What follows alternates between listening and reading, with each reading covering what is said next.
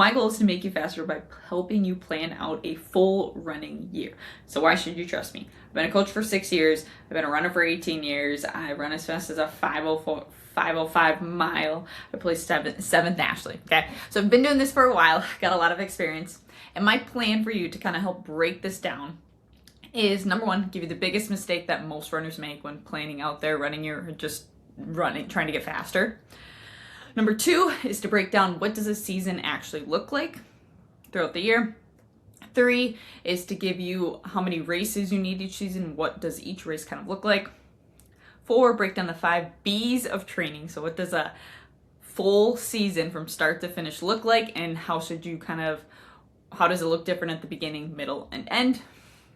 And then I'm going to give you some homework, some good takeaways, so that you can actually implement this and not just sit and watch and kind of feel good about yourself and then not change anything at the end. Okay, so let's get started. Number one, the biggest mistake that most runners make is that they plan like day by day, week by week, and they don't think like overall big long-term planning. So it's super helpful to like sit down and actually plan it out, or like hire a coach who has that like bigger scope and that bigger goal in mind. Because what often happens is a runner might come in and say like, I want a PR by like 5 minutes in the 5K, and then they get, they train for like 12 weeks and then 5K comes and they've only PR'd by a minute, and then they get upset, right? And we can PR by like 5 minutes depending on where we are at, right? Maybe it's 3 minutes if we're closer to like 20 minutes, so on and so forth. But when we are trying to get faster, we have to look more than just one running season, more than just a couple of months, because we can definitely get faster. Like the amount of runners that I've coached over like multiple months, over a year, like how much growth I've seen in my teammates when I was going through like high school and college, like you can get so much faster, but you have to get out of the mindset of like training like week to week or like only in a couple month blocks, right? So many, another big problem that I see is usually runners will like only run one season every single year, and they'll run like the same marathon or the same like 5K, and they'll do the same 16 weeks, and they'll be like, why am I not getting faster? It's because you're literally forgetting about 2/3 of the rest of the year, and you're not like building upon your seasons. Okay, so second point, let's break down what does an actual like running year look like. Okay, I'm gonna give you 2 different options, kind of depending on the level that you are. So if you are more like a seasoned runner, I'll give you one if you've been in the game for a little bit longer. And then the second one, if you're kind of a little bit newer, you've been in it for a little bit, or if you're a seasoned runner and you're kind of just like grinding it out, it's kind of getting sick, boring, and you're not loving the sport, I would recommend option number 2. Okay. So let's start with option number 2. We want to think, okay, a year has 52 weeks, right?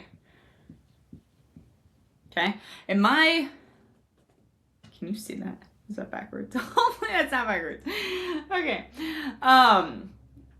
Okay, if a year has 52 weeks, okay, we have to backtrack planning, and we want to think of we want to start with our breaks, okay? Between every season, you need to take at least like 2 weeks off, okay, to be fully recovered.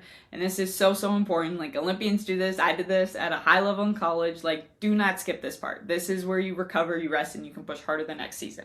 Okay, so if we have 2 options, we can either do 2 running seasons or we can do 3. So if we're doing 2 running seasons and we take I probably go more 3-week break if you're only taking 2, that leaves us with 48 weeks left of the year. Or 40, oh my goodness. 46 weeks left of the year, okay? And if we do the same, 46 weeks left of the year, okay? So for this one, this gives us about 16 weeks for 3 training cycles, okay? A little bit short. You can do like one could be 14, the rest could be 16. And then for our 2 seasons of running throughout the year, we have 2 main training blocks. And then you could do something more along the lines of having 23 weeks, okay? Or you could do 22, 24. So this is for like longer buildups, okay? Back in college, we did like 2 to like 4 seasons. So our summer season would build into our fall cross country season. So we wouldn't really be racing during the summer, but we'd have a bunch of races during our fall season. Then we would take some time off, and then we would go into our indoor spring season, and that really, we had a bunch of races. They had nationals and everything, but it wasn't too extreme or as big of a buildup because that usually led into our outdoor season. So you can kind of think of it in terms like that, but you really want to make sure that you're not just like running aimlessly all year and not having a goal, not having a plan. So I would either go for the approach of having like 2 seasons, 2 running seasons, 2 longer ones, or like 3 smaller ones. And you could do one that's like a little bit shorter where it builds into the next one too. Okay. Now, the third thing is figuring out races. So oftentimes what happens, you usually get like 2 different kinds of runners where they'll just have like one goal race, and that's the only race that they'll do a season. Or you'll have a runner that does like 8 races in a season. Okay. We want to kind of be in the middle. Okay. When we just have one season, the bad thing that can, one race, the bad thing that can happen is you get to, like, you train for like 20, 16 weeks, whatever it is, and you get to race day, and all of a sudden you are super nervous, you haven't been prepared, you haven't practiced like what to do the couple days leading up to the race, and things just like fall apart. And you get nervous, and it's just not a great race, right? Because you haven't raced very much. You're not in that race environment. So we want to make sure that we expose ourselves to that race environment a couple times so that when we have our goal race, we feel confident going in and we're not like overly anxious or nervous.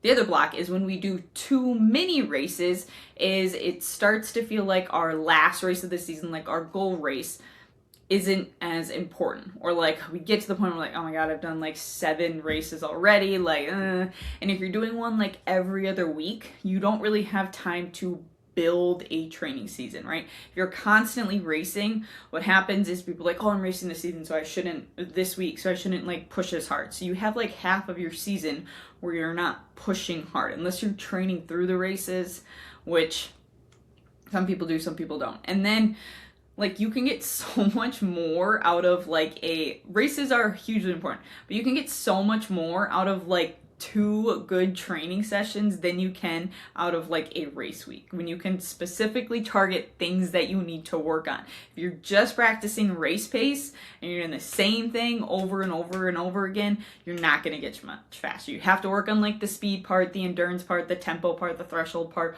All those different seasons are going to help make you an overall better runner and get you faster. Okay, so you want to kind of stick to about, usually I recommend anywhere from like 2 to 3. You can maybe do 4. I'm always a little weary. Like if you have 4, you should usually have a bigger training season, but you usually want to at least get 2.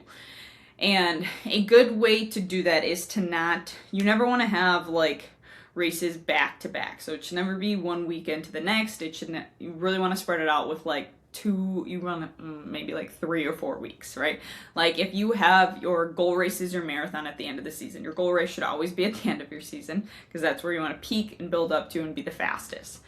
You can usually have like a half marathon, maybe like 4 to 8 weeks out, and that's kind of like a good testing place too, to see like practice your routine the day before your marathon, practice carbo loading, all that kind of stuff. So yeah, biggest thing is we want to have a couple races, but we don't want to have too many. So if you're doing marathon, don't do another marathon. You want to add like a half marathon or like a 10K is kind of a good build up in the middle. If you're doing half marathon, sometimes you can do another half marathon early on the season if you want. You could also do a 10K is another great one. If you're doing a 10K, you can do 10Ks, you can do 5Ks. If you're doing a 5K, you can do 5Ks, you can do a mile. Those are all great practices leading up. And the longer the race, you don't want to have as many of those in there. So if you're doing like a 5K season, you can usually get away with like, 4 5Ks in a season because it's not as taxing, because it's not as like, yes, you're running hard and faster, but it's not as like, it doesn't require as many miles on your feet. Okay, so last part is the 4 B's of training. I was gonna write this down, but I can't remember. This laptop shows things backwards. So I'm gonna walk you through it. So we have the 5 B's of training, which is basically, now if we take our 16 to 24 weeks, 23 weeks of our running season, how are we actually going to build this out? Okay, I have one YouTube video that I think breaks it down like way more in depth if you want to go over that, but I'm just going to kind of give you a quick overview to kind of give you the gist. So if you want to watch it more in depth, go find it. Okay, so our first part, so this is like over, let's just do like a 20-week block. Okay, so our very first part is called our base phase. Okay, this is where we have to set our foundation and we have to make sure that we set ourselves up for success. Okay, if we skip this phase, you will get injured, you will get burnt out. Do not skip the base building phase. This is the most important part. Okay, this is where we slowly build up on mileage, and this is where you can kind of like build up to your like average weekly mileage that you hit most seasons if you feel good. Okay. So this is mostly easy mileage, it's building strength, it's hill workouts, you can kind of start to add in some fartleks, and this can be anywhere from like 4 to 8 weeks long, kind of depending on how long you've been running and all that kind of stuff. But you want to make sure that like your easy runs feel easy before you move into the next phase. So if your easy runs don't feel easy, because they don't normally in the beginning of the season, like we're just kind of like getting back into it. But once you feel comfortable, you feel like you're hitting a couple easy runs back to back where it just feels good, conversational pace, then you can start to move into the next phase, which is our build phase. So this is where we start to like increase, kind of stack some things. So this is where you can add in like a workout. This is where we start increasing our long run. This is where we do like more introductory things. Usually between these two phases, I like to, with my athletes, a 5K time trial to kind of see where they are at fitness wise. So then we can start like actually doing in more pace type workouts. So like 800 meter repeats, 1,000 meter repeats, miles, tempo workouts, you know, all that good stuff, ladders. That is your build phase. So this is where you just kind of start stacking, and as you feel like you're recovering well, then you can maybe add in a second workout or a medium type of workout and just kind of building back to where you got to in your last couple seasons. Okay. Then the third phase, so your base building phase is about like 4 to 6 weeks. Your breakthrough phase is going to be where we are like right before you're like a couple weeks out from your race. Okay. Your breakthrough is where you start adding in more race pace type workouts. So we don't want to focus on that necessarily with our build phase. We want to make sure that we're hitting speed, we're hitting tempos, we're doing more long distance stuff. Breakthrough is where the workouts get harder, we get less rest, and you kind of start to just like dig and hurt a little bit more, and again, more race pace type of stuff. And then your burst phase, which is like your probably more familiar with oh my gosh, why can't I remember this? Your taper phase, sorry. Okay, your taper phase. So your burst phase is where like we're popping off, we're feeling good, and this is where you bring the mileage down. If you were at like running 70, 80 miles, you're going to bring it a lot more down than if you're running just 30 miles a week. So you bring the mileage down, you bring intensity down, you bring overall like workout volume down. And this is where you're not gaining fitness anymore. When you get to your breakthrough phase, when you're like 2-3 weeks out from your race, you can no longer gain fitness, right? You're just putting yourself more in a hole where you are going to feel worse come race day.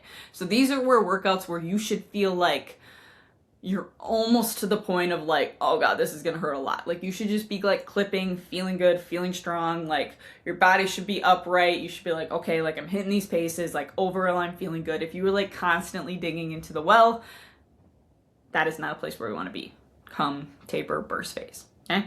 And then you have your race day, and then comes the fifth part of our 5Bs, which is the break. You have to take a break. Please take a break. Don't skip this. It is so important to recover mentally and physically and actually absorb your training so that when you go into the next season, you are ready, you're prepared, you are excited, you're not dreading it.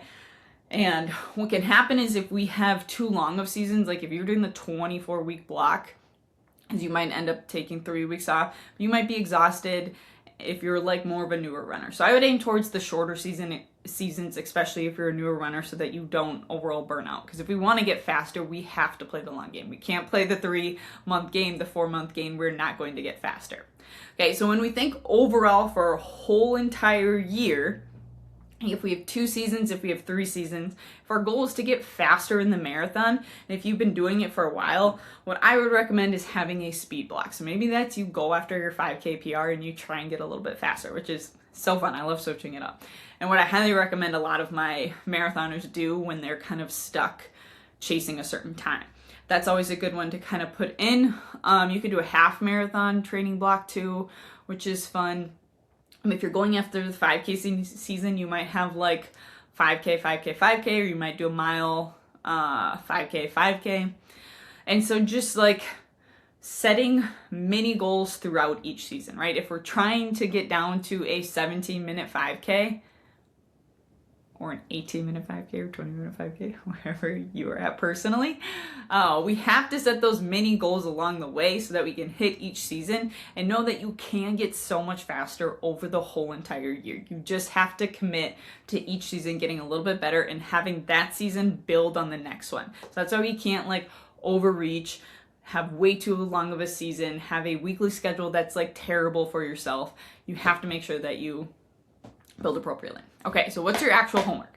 You want to figure out what is your overall big entire goal that you want to hit. Is it hitting 3:30 in the marathon? Is it hitting 18 minutes in the 5K? Is it breaking 5:10 in the mile? Whatever it might be. Set your big goal. Look at your whole running year, break it down. Are you doing 2 seasons? Are you doing 3 seasons? Are you even maybe doing like 4? We have like a mini season leading into your main season. And then plan out the actual races that you're going to do. Plan out the race buildups that you're going to do. Plan out your goal races for each season and then backtrack.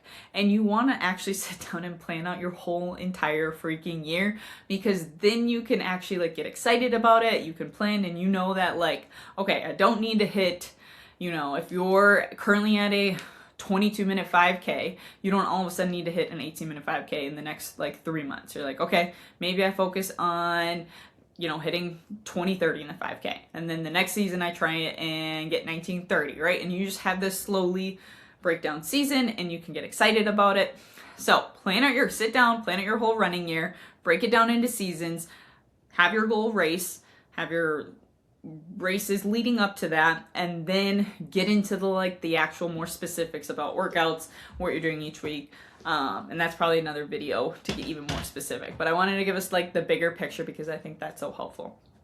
Okay, I probably have some stuff in the description. Go check it out if you want to continue to get faster. Follow me for more.